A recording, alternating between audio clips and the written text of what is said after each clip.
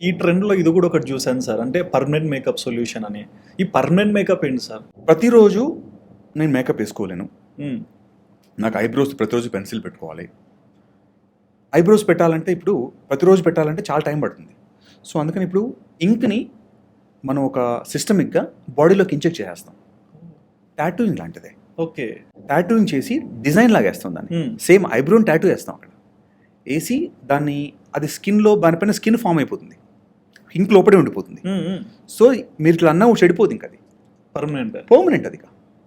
So, దాన్నే permanent makeup అంటారంటే మనం ఒక పర్పస్ఫుల్గా మనం కావాల్సిన డిజైన్ని ఇంక్ని చర్మంలోకి ఇంజెక్ట్ చేసి దానిపైన మళ్ళీ చర్మం హీలేటెడ్ చేస్తున్నాం. సో, ఇప్పుడు ఏం చేస్తానంటే కొన్ని రకాల పిగ్మెంట్స్ని టాప్ లేయర్ ఆఫ్ స్కిన్లో కూడా ఇంజెక్ట్ చేస్తున్నారు హ్మ్. నీడిల్స్ పెట్టేసి.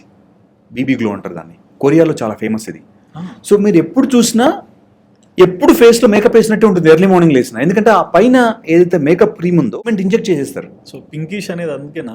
కొంతమందిలో. Okay. అందరికీ ఉందని తెలియదు. ఆ! బట్ ఎవరన్నా అది చేసుకుంటే ఏమైందంటే ఆ పిగ్మెంట్ స్కిన్ టాప్ లేయర్లో వెళ్ళిపోయి హీల్ అయిపోతుంది. హ్మ్. మీరు ఎప్పుడు చూసినా ఫ్రెష్గా మీరు ఫౌండేషన్ వేసి క్రీమ్ ఎట్లా చేస్తారో అట్లనే ఉంటుంది అది. ఓకే. బట్ ఇది ఒక్క టైం రాదు. హ్మ్. 3 to 4 సెషన్స్ పడుతుంది అంత పిగ్మెంట్ మన లోపలికి వెళ్ళాలంటే. ప్లస్ ఆ పిగ్మెంట్ మీకు పడుతుందా లేదా, ఆర్గానిక్ పిగ్మెంటా కాదా, ఇది మాత్రం మీరు డాక్టర్స్తో చెక్ చేసుకోవాలి. నేను I'm not telling it is safe, it is good. I'm telling what is being done. ఏం చేస్తున్నారు, ట్రెండ్ ఏందని చెప్తున్నాను తప్ప ఇది వెళ్ళమని సజెస్ట్ చేయట్లేదండి. మీ స్కిన్కి ఆ పిగ్మెంట్ పడకపోతే ఇబ్బంది పడతారు. సో, ప్యాచ్ టెస్ట్ చేయించుకున్న తర్వాతనే మీరు ఇలాంటి పిచ్చి పనులు చేయండి.